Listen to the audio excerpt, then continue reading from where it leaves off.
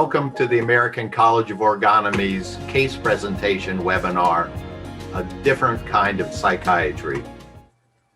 Our webinars are sponsored by a generous donation by Alexis J. Packer, attorney at law. I'm Dr. Edward Chastka, and I'll be your host for this afternoon. You can learn more about the American College of Orgonomy and what we're doing by going to our website at orgonomy.org. You can also listen to our podcast series, ACO in Contact, A Different Kind of Psychiatry, and those can be downloaded at the website. And now I'm happy to introduce our speaker today, Dr. Dale Rosin, who is presenting a case called Even a Marine Needs to Cry. Dr. Rosin is a psychiatrist in private practice in Somerville, New Jersey, and the Lehigh Valley of Pennsylvania. And he is a member of the American College of Orgonomy. Joining Dr. Rosin today is Dr. Howard Chavis, who will be participating in the discussion after the presentation. Dr. Chavis is a psychiatrist in private practice in Manhattan and in Westchester County, New York. And he too is a member of the American College of Orgonomy. And now, Dr. Rosin. Thank you, Dr. Chastka. Hello, everyone. Thanks for coming today. A gruff-sounding man left a message on my office voicemail. Doc, this is Joe. My family doctor checked me out and said I should see you. I'm having these electric currents running down my arms and legs for a week now, and they're driving me crazy. My family doc said maybe it's anxiety and wanted to give me some pills, but look, I'm not anxious and I'm not crazy. So how soon can you see me? These currents are awful. I called Joe back an hour later.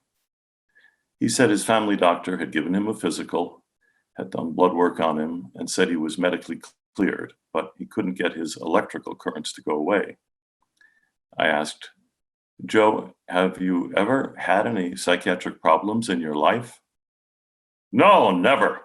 Look, I'm 55 and I retired from the Marine Corps 8 years ago after 20 years. And yes, I saw combat. I knew you'd ask. And no, I don't have PTSD. And look, I'm not anxious, but I got to get this situation under control. I gave Joe an appointment for the next morning. Joe walked into my office with a real military stride. He was a muscular, imposing 55-year-old man with a military bearing, posture ramrod straight, chest held high. His arms were heavily muscled, and from what I could see, they were covered with tattoos. He shook my hand with a very firm grip. I thought to myself, this guy could squash me like a bug if he wanted to.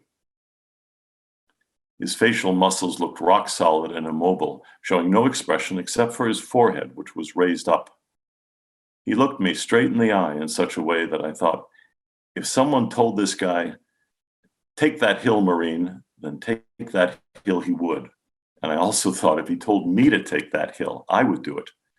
He was clearly used to giving orders and following matters through to conclusions. Despite his bearing, Joe looked distressed. He sat down in the chair and shook his hands as if trying to shake water off them. Now and then he tapped his feet.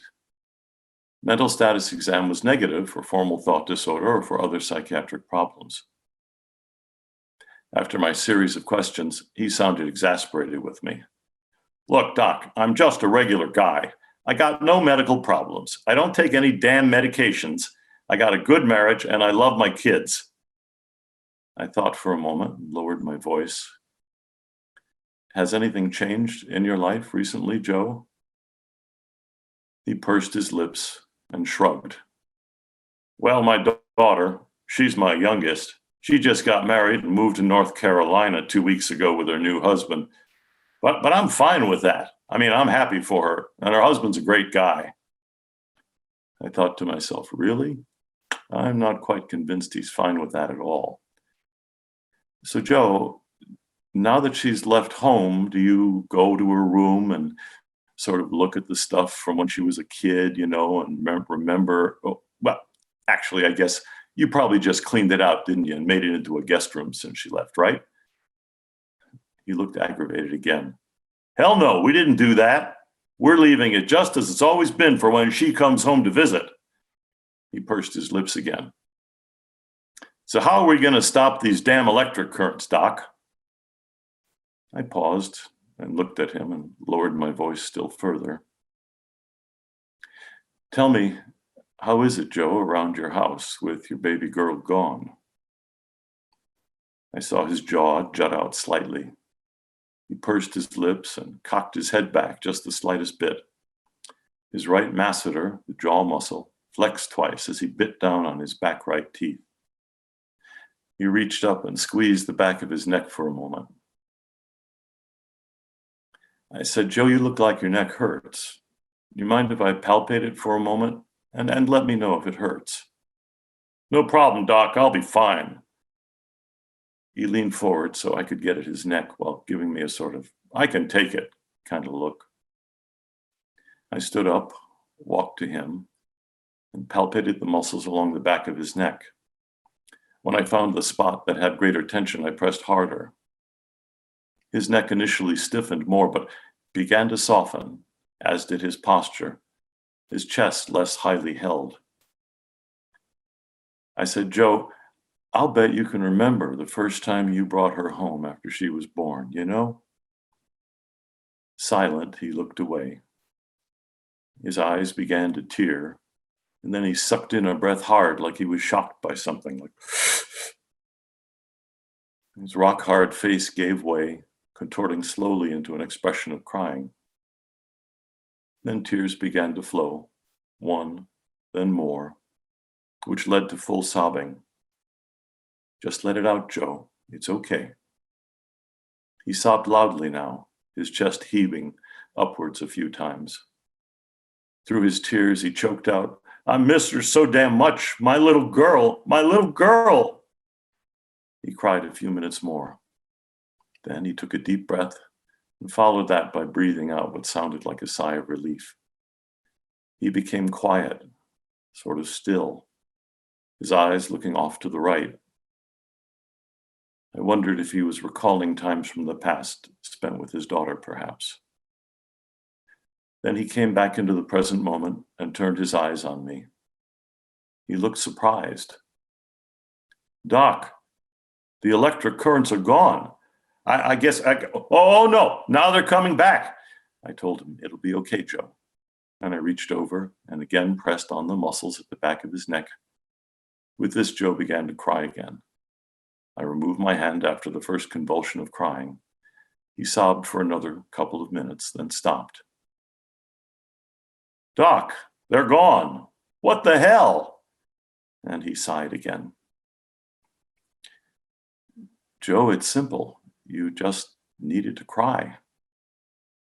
He nodded his head slowly with what appeared to be dawning recognition. I guess I did. I really just needed to cry. Yup, that's it.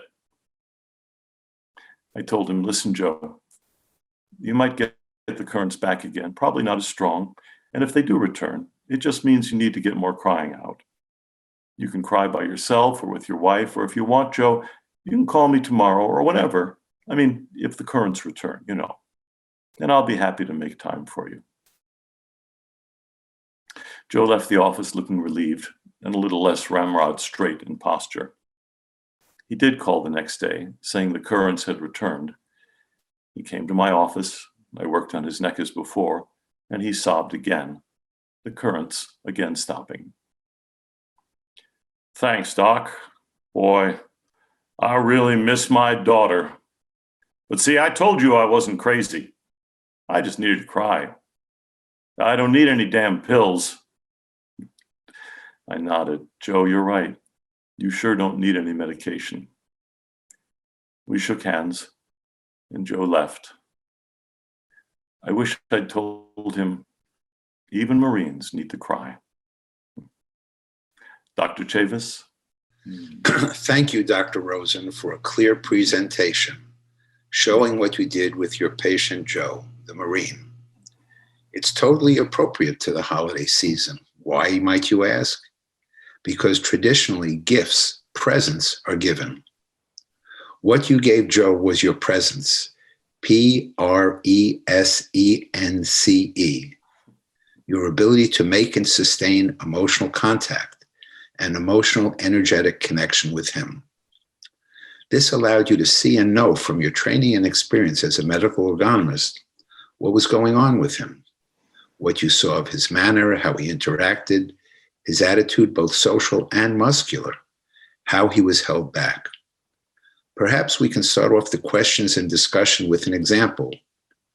How did you know that when he said, "I'm fine with that," regarding his newly married daughter moving to North Carolina, that there was more to how he felt about it than what he stated?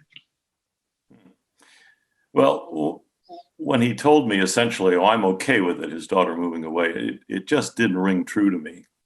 And you can often hear when someone's defending against an underlying emotion when they seem to overstate the defensive part in this case, that he was fine with it. So there's a line from, I think it's Hamlet, that's often misquoted, but it's something like, "Methinks thou doth protest too much." And he was protesting too much. I think it's Hamlet. Smart guy, that Shakespeare, you know. It's necessary for the therapist to be able to perceive, I think, to actually feel the emotions of the patient. But I think it's also essential for the orgone therapist to be in touch with their own feelings when working with a patient. I mean, in this case, when Joe talked about his daughter moving away, I thought, well, look, I have a 17-year-old daughter. I think even thinking about her moving away someday, even going to college, well, I know that how that's going to make me feel. And let's just say I assumed that Joe was deeply emotionally affected by his daughter leaving home. Yes. And clearly you started at the surface, meaning you observed how he held himself, his military bearing, his posture, his military or soldierly attitude. But when you said something to him, you started where he was. You start at where he was. "I'm fine with that." And you proceeded from there. Mm-hmm. Yeah, it was a very quick connection with him, I thought, that we had. And I felt as we went along, I just felt like I had my hand just gently on him, monitoring. It wasn't really there, but just monitoring everything that was happening with him. And it just sort of, there's times when the brain turns off and the heart turns on and you just roll and it just sort of all comes out. And that was what happened here. Yeah. And that came about because of your excellent emotional, energetic contact with him. Wow, thank you. I have to tell you, I was a little afraid at first when I got his call, though, because the only times I've heard people describe electrical currents running down their arms and their legs were probably in my residency, and those people were schizophrenic and highly decompensated. But I was very glad that he'd seen his family doctor first and been checked over. I knew his doctor. He was a very sharp guy, because such sensations can also be from conditions like diabetes and other kinds of neuropathies. So, but it worked out. It worked out nicely. Yeah. Great. Great. Yes. At this point, perhaps we could see if Dr. Chastka has any questions submitted from the audience. Dr. Chastka? Yes, we've had a couple of questions from the audience. One person asks, how did you know to work on his neck? He, when I said what I said to him, there was a very subtle emotional reaction, and it pulled back right there on his neck. And it looked like he was holding back. And it just felt like the right place. And then I found the spot. I could see it. I could see it in how he was holding himself. Yes. You know the right spot, though. That's amazing. Well, you know the anatomy. You know the anatomy required to pull the head back in that manner. I'm overdoing it. It wasn't quite that macro. And then if you put your hand up and you find a couple of spots, you find, as I did, one spot that had a greater degree of tension. I mean, this is what medical ergonomists do. We do palpate people's muscles and work on them sometimes. And you have to know where to press, how hard to press, and when to stop pressing. What's also true is that even if the patient says something that may or may not be accurate or an expression of what they're feeling, the body tells the truth. And in this case, his subtle gesture back showed a contraction in the muscles of the neck, the back of the neck. Yeah. And that's where, and that allowed you, because you're so in tune with him, to sense and see what needs to be addressed. Mm-hmm. Yes, I couldn't agree. Another member of the audience said, "What do you think those electrical currents were?" I think this man's soldiering attitude and the muscular holding that went along with it, as seen in his posture and his facial expressions, it stopped and kept him from feeling what was there in him. But the emotional excitation was still present. He just wasn't aware of it. And he experienced it as the sensation of what he described as electrical currents. You know, for this man to survive in the career he'd chosen, he had to be highly able to stop when he needed his softer emotions and tighten up and toughen up and do what had to be done, particularly, I'm sure, on the battlefield, where I'm sure his very life depended on this ability when in battle. So he had this well honed as a way of dealing with his emotions after, I think he said, 20 years in the Marine Corps. And it probably worked very well for him in his life until his little girl left home. Yeah. That was the one thing that probably got through. And then he had no other way to deal with it except the electric currents, which just flowed out of him and then stopped once he began to cry. Yeah. And what this shows, this validates what you're describing, Dr. Rosen, because the crying was a sufficient energetic emotional release. And that discharged the emotional excitation, the emotional energetic excitation, and the currents stopped. Obviously, the excitation was still there because they shortly returned.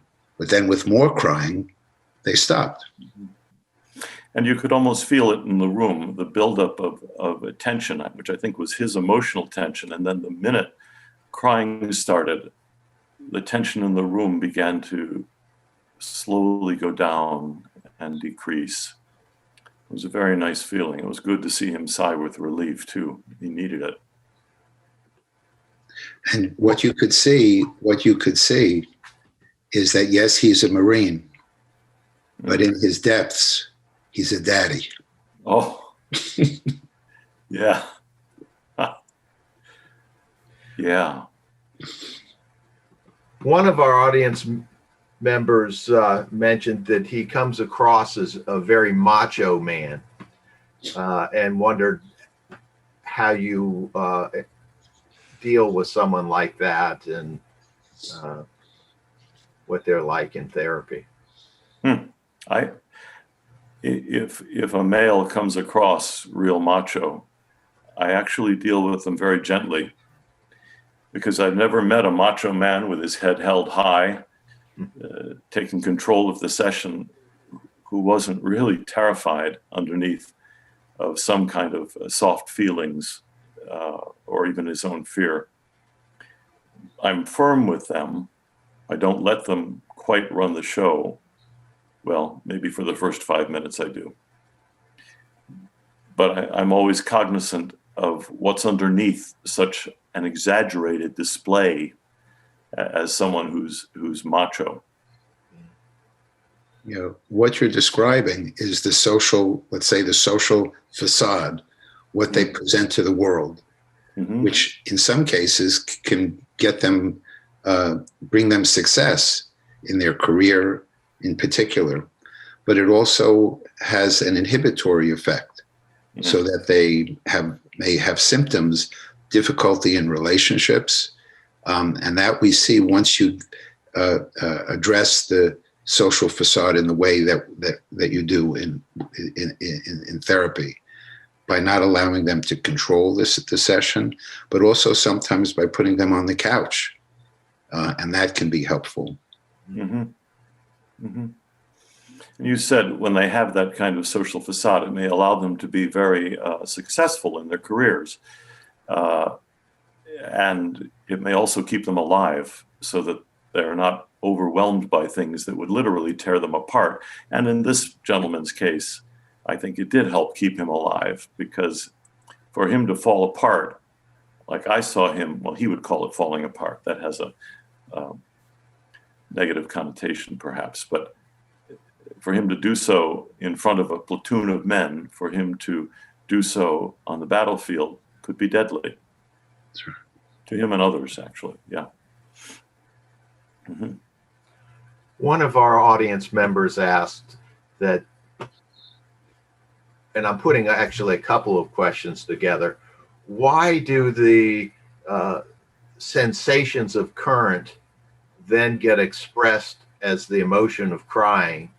And then how does pushing on the neck cause that? Well, I think first of all, it was held in the neck. Pressing on that muscle in the way I did caused the muscle at first to tighten, and then to start to fasciculate, and then to fatigue, and then to let go. And once that let go, the underlying feeling that was being held there began to show itself, which was a feeling of sadness, and showed itself, and the expression, which he probably felt as he watched the U-Haul drive away with his daughter and her new husband, the expression of crying, the desire to have the face contort into an expression of crying that I'm sure he pursed his lips against, tightened his neck against, pulled his chest up high against, and stopped. And why that caused the currents to stop? Because I think the currents were literally an emotion that couldn't be tolerated, and instead was turned into a sensation, which one sees happen in many different ways. Yes, you see, what you did by pressing on the tight muscle is you didn't cause the emotion to be felt. You relieved the contraction, the muscular contraction that held back the emotion. So the emotion literally comes to the surface, and it's experienced and perceived by the patient at some point. But the expression of the emotion just is spontaneous, because you relieved the muscular defense against the emotion. Yeah, Dr. Chavis, you said it better. Thank you. I'm glad you're here. Well, thank you. Yeah. Another question from the audience. How did he find you, and were 2 sessions really enough? How did he find me? Yeah. His family doctor gave him my name and number. Were 2 sessions enough? Well, I never heard from him again, so I have to assume that they were enough to cause his currents to be gone. And he had that wonderful awareness of how sad he was with his baby girl gone. And I've always imagined that when she finally did come to visit, maybe he did cry a little when he first saw her when she came. And certainly I bet he cried when she left again. Yes. What we do as medical ergonomists is not magic. Being able to make sufficient and even deep emotional contact with the patient, and knowing what we know as medical ergonomists through our training and experience, allows us to perceive, to see things that most people wouldn't see, even many physicians or even psychiatrists, such as the tightness of the face or the chest held high in inspiration, a particular look in the eye. And so this allows us to introduce what may be very simple interventions, I'll say that, or simple things to have the patient do or that we do, such as you did, Dr. Rosen, by pressing on a particular area of his neck. Although this may look like magic or even voodoo to some people, it's not. This is a clinical science. It's a clinical specialty, and we can treat all kinds of symptoms that if the patient is seen by a classically trained psychiatrist, they may prescribe medication. But in so many instances, we don't have to do that. I'm speaking for we as my colleagues and I as medical orgonomists trained by the American College of Orgonomy. I think that would have been a terrible thing if someone had put him on medication for this. I mean, there only would have been two ways. They would have put him on a Prozac-like drug, or they would have put him on a Valium-like drug. And either way, it would have further cut him off from the emotion that was inside of him. It may have stopped it somewhat, so he had some relief, but he never would have known, I think, how much he truly missed his daughter. And that would have been a disaster in my estimation. I want to speak to something else you said, Dr. Chavis. You said how we may notice his chest held high, or the way he talks, or the pursing of his lips, et cetera, et cetera. I don't want people to think that means we're watching someone and saying, oh, look, that just happened. Look, that happened. That happened. The training that we have allows us to integrate that so fully in our observation and our very right down to gut feelings, I think, that it's almost automatic. And that makes it sound mechanical, but it isn't. It becomes interwoven with what you feel from the patient. Yes. What you're saying is that our ability to observe does not interfere with our ability to make and sustain an emotional, energetic connection or contact with the patient.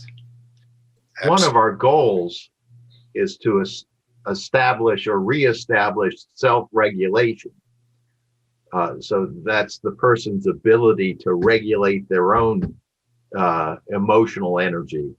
And if you, in fact, reestablish his ability to cry about his daughter, then from there on, he could take care of himself. Mm. Yeah. Yes.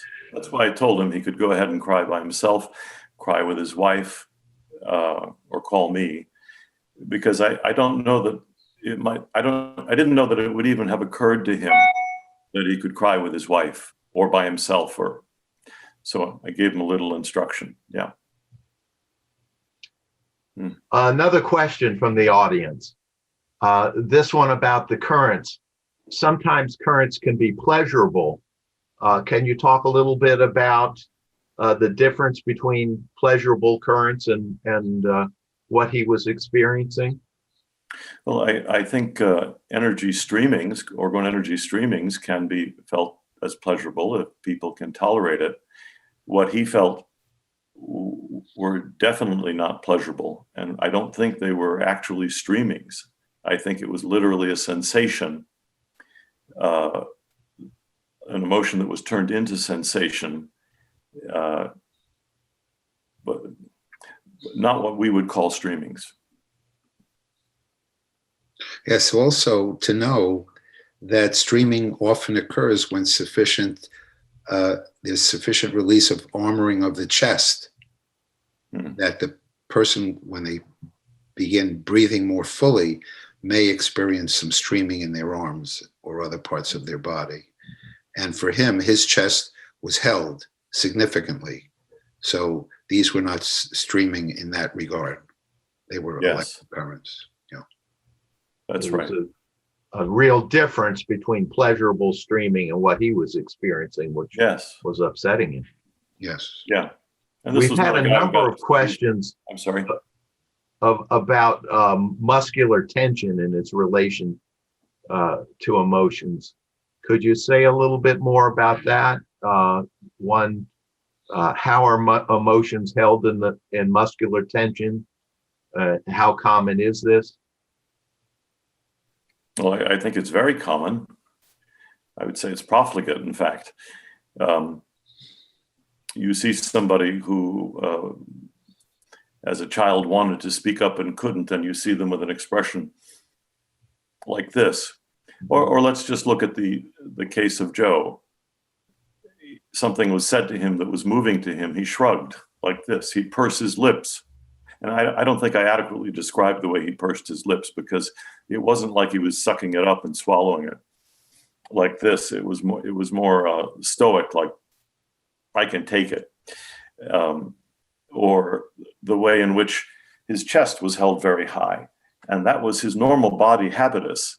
I don't know how many of you have seen little kids who were very frightened by something and they walk through the room with their little chests held up high like this. It keeps them from feeling their fear. And then you see somebody, as someone said before, a macho man come into your office, and you see the same body habitus, and you know what's underneath that. So there's all kinds of ways that we can talk about different emotional holding in the musculature. It's also true that holding back with muscular tension and holding of the breath is a natural defensive reaction. You can see this in newborns or little babies. It's not chronic. You know, if the situation, or when the situation passes with a newborn or a baby, say the mother's comforting presence alleviates the situation for the baby, then that holding yields, and you see the respiration move down the body, because there's no chronic muscular holding. Unfortunately, if the environment is such that the natural life and expression, emotional expression of the infant and child is inhibited, then that holding back can become chronic, and that disrupts the natural, normal development of the individual, of the baby, of the child. You know, And what you that said can about happen. what you said about it being defensive just reminded me of a time long ago in Brooklyn when I almost got mugged, and I realized what was happening, and my whole body tensed up, and it stayed that way for about an hour after I got out of danger. So yes, of course, it's a natural reaction. There's also all kinds of sort of medical conditions that have a relationship to muscular armoring. And we see this in therapy. We see a lot of these things remit. One thing that comes to mind is, for instance, headaches, and particularly migraine headaches. I'm sure, doctors, you can think of other ones. They're not coming to my mind right now. But so. Well, asthma, some patients with asthma can have their asthma symptoms resolve. Whatever the emotional component to that is, the holding back of crying, for example, or the intolerance of anxiety, once that is treated in therapy, then the asthmatic symptoms disappear. Also, that may be true with hypertension.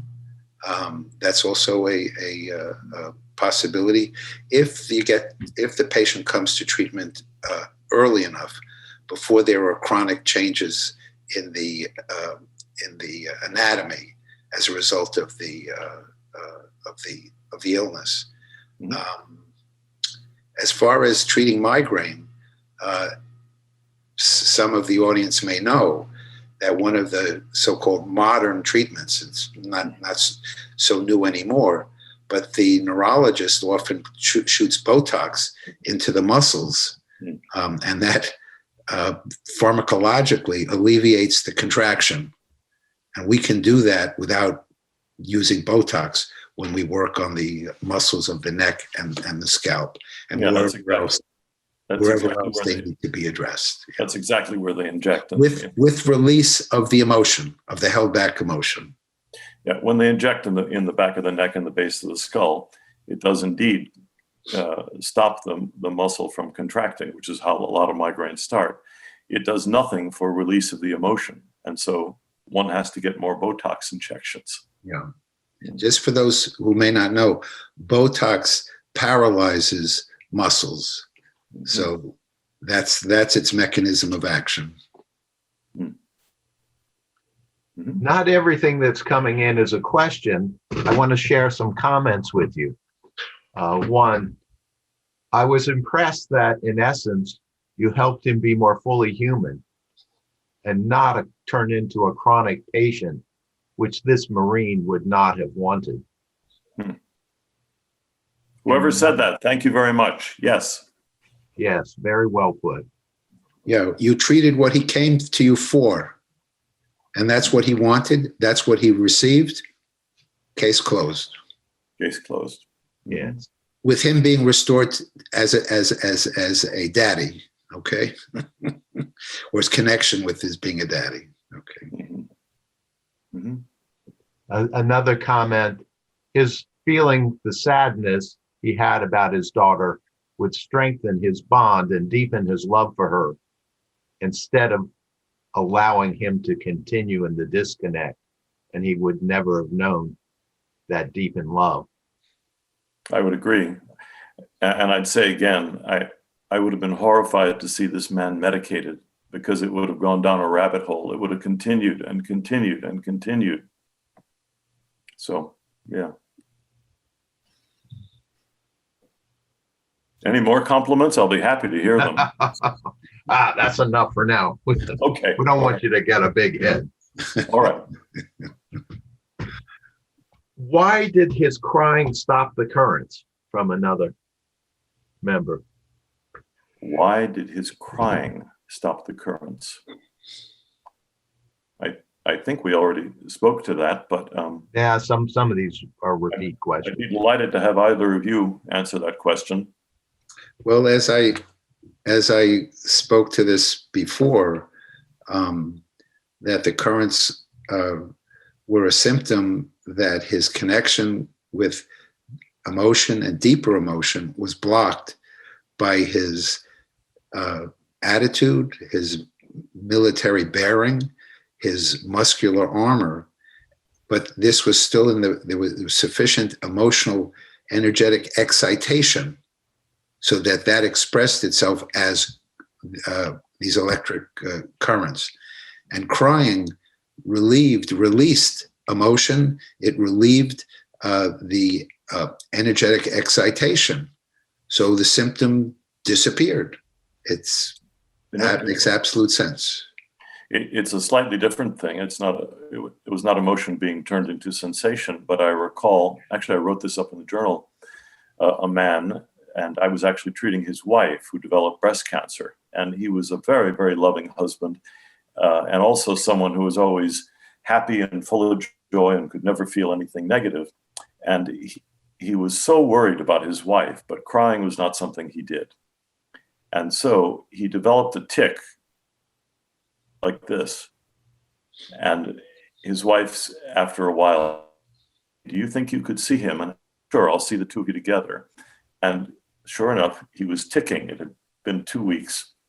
And he couldn't speak for himself about it, but I began to speak for him about how he felt and how hard it was to see his wife going through chemo and how worried he was.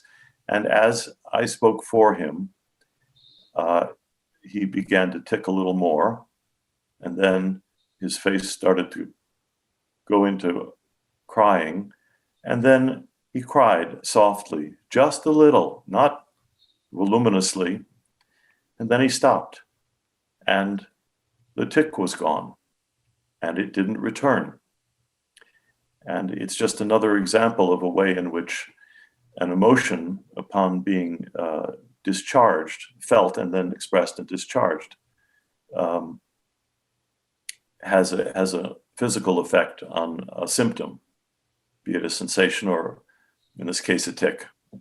I hope that was clear. Yeah, I think it is. And what the tic showed was, let's say, the emotion or the impulse trying to express itself. Yeah. And what it was coming up against was a muscular, let's say, contraction. And it may be that that muscular contraction is there on a chronic basis to one degree or another, sometimes more apparent, sometimes less. But in this case, the emotion was so strong in trying to come out all on its own that the muscular contraction was not strong enough to hold it back completely. And that's was what you saw in the tic. And what you did strengthened the impulse. You didn't work on the muscles around, in the face and the eye, but your intervention strengthened the impulse so that it broke through the defense. When you say the impulse, can you be clearer for people what you The mean? the emotion, Okay. and the expression of the emotion. Yeah, I like very much how you explicate the things I say very clearly. You can come back again next time I come on. All right? Okay. The important thing to know is we're not talking psychology. And that's important to know. We're talking about an alive individual, an alive organism. And that's how we approach our patients. I have another question that makes a little different point. One of our audience members was very impressed with how you handled the initial phone call, and they found that very different from how other healthcare professionals handle a call for an appointment. Can you say something about that? Could they say more clearly what they meant, how it was different? I don't know what they mean. That's what I do on the phone. That there was so much more connection, is to put it, so much more that you learned and got out of the Marine in that first phone call than you usually get in the first phone call with a healthcare professional. You usually don't even get to talk to the person. You talk to a secretary and make an appointment. But well, we don't have to go into the problems with the mental health profession today. But I like to know who's walking into my office, and so I like to take a little bit of time to try to get a real feel for who's on the other end of the telephone. And over time, you learn how to do that and what questions to ask. And probably what I presented in terms of the conversation I had on the phone with him, it would be an encapsulation of the actual call, which is probably a little bit longer. But I didn't want to give the whole call. See, what's important about what you're saying or what you said is that it's possible to establish some emotional contact with the patient right from the beginning. And that's key, because a person who's calling might expect this to be just another call setting up an appointment. And they certainly feel and perceive the difference with what you did with this particular patient or with other patients. And that shows that the key to what we do is emotional contact. here's another important question. Are you seeing patients online during the COVID or just waiting for the vaccine in the spring? I see patients online. I see patients in person. And I'm waiting to see how the vaccine rolls out. And I as well. For the first couple of months, I was seeing patients either through FaceTime or phone calls, because some patients don't want to do FaceTime. And probably about 2.5 months or so ago, I began seeing patients in my 2 offices in person. And there's a particular way that that I feel safe doing that for their sake and for mine. There's adequate air circulation in both offices, evacuation of air through a strong fan, and I don't encourage the use of face masks because that inhibits emotional expression, and that's not why they come into what they come to my office for. I use face shields, both for myself and the patient. And if there's work being done on the couch, then I wear a mask and a face shield and the patient goes without. So I feel adequately protected in doing that. The key is the air circulation out of the office.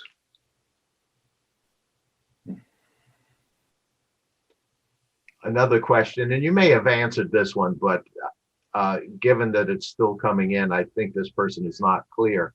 Are electrical currents often held back emotions? Well, I believe they are. If you see someone who's schizophrenic and decompensated, in this case, this person was not schizophrenic, but I think it was here. But if you see that walking in your office, you have to be certain that certain medical things have been ruled out, like a radiculopathy, like a bulging disc could cause something like that, or as I said before, diabetes, other medical conditions. Sometimes you can get what people describe as electrical streamings from multiple sclerosis, from Parkinson's disease, but usually with those two, you also see motor signs. You also see physical signs in the musculature, difficulty with gait. And in this case, there was no difficulty with gait. He had a complete pass medically. And I trusted that from his family doctor, who I know very well. And it was pretty clear to me that this was not something horrible like Parkinson's or MS, because he had it in both the legs and the arms without any motor signs. So you have to be able to differentiate between the two, and you have to have somebody else sign off on something like that too. If you just assumed that someone with such a presentation had, that it was just emotional, that could be very dangerous. Yeah. What you're pointing to, Dr. Rosen, is that our medical training is an integral part of our practice, of how we practice and evaluate patients who come to us. Because there are certainly medical conditions that might be seen as emotional. Without medical training, it might be treated as emotional. And in that case, actual diagnosis and treatment can be delayed.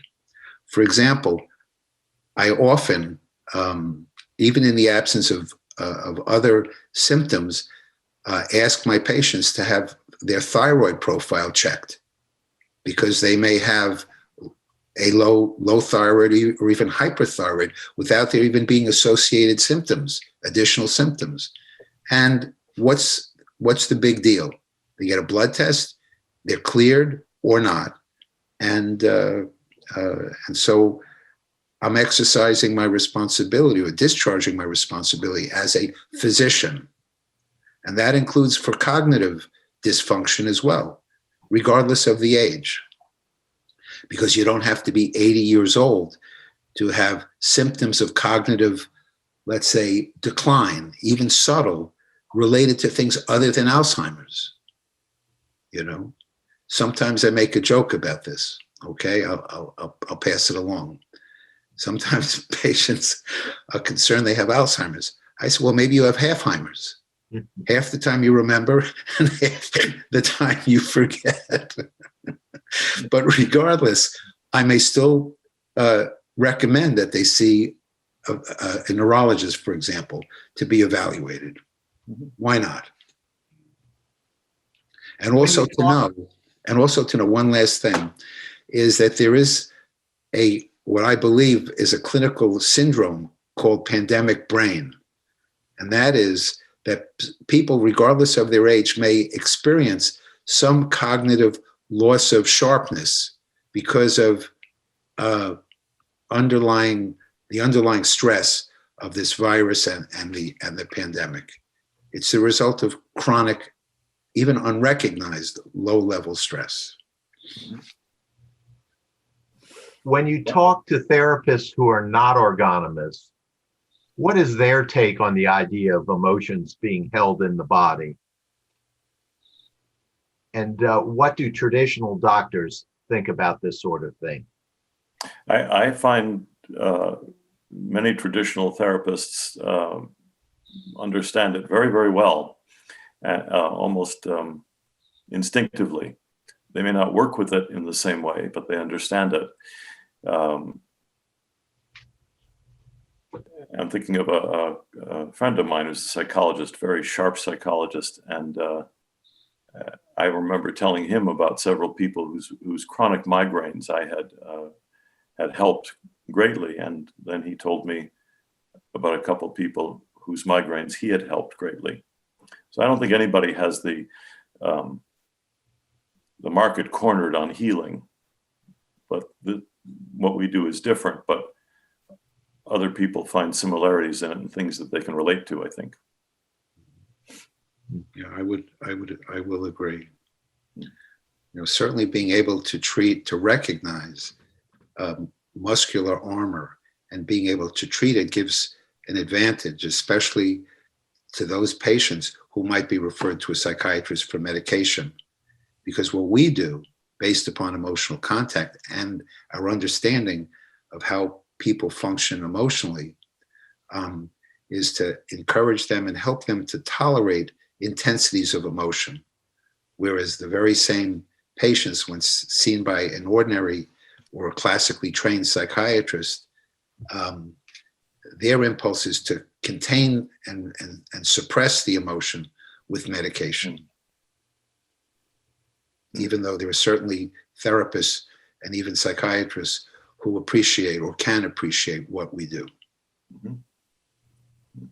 What does the Marine's medical doctor know about your practice? Does he know you're a medical orgonomist, or just knows you as a good therapist? He knows I'm a medical ergonomist, sure. We've had great discussions. Yeah. He's referred other people to me before, and so he's asked certain questions like, oh, that's great that the depression stopped. That's just wonderful. So I know, what dose of Zoloft are they on? And I get to say, they're not. That opens up a lot of conversations. Well, we're coming to the end of our time here. Do the panelists have any final thoughts? I do. I want to thank both of you very much for being here today. And I want to thank all of you for joining us today. I think, want to thank those of you in Europe who stayed up so late to watch this seminar.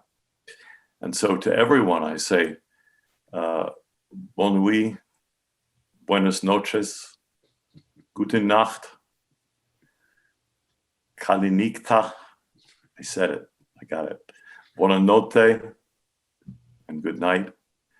And all of us at the American College of Orgonomy wish you all a safe and wonderful holiday season and a hopeful and joyous 2021. And hopefully, instead of looking at this green dot, we can meet in person. Yeah, take care. And I second and third that. I feel exactly the same ways. Well, that concludes our webinar for this afternoon. And don't forget to visit us at our website, orgonomy.org, where you can download our podcast series, ACO in Contact, a different kind of psychiatry, and hope to see you soon.